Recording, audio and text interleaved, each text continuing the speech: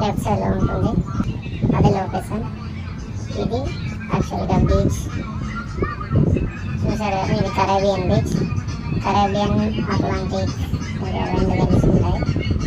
చూడండి ఇంత పెద్ద ఉంది, చూసారు కదా. ఈరోజు ఇంకా ఇక్కడ చాలా మంది లేరు, చాలా ఎండగా ఉంది.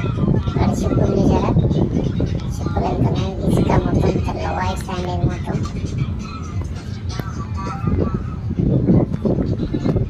ఇప్పుడైతే పక్కకి వెళ్ళి చూపిస్తాను, పక్కనే ఉన్నాయి. ఇది కొంచెం జూమ్ చేసి చూపిస్తున్నాను మీకు, చూడండి. చూసారు కదా,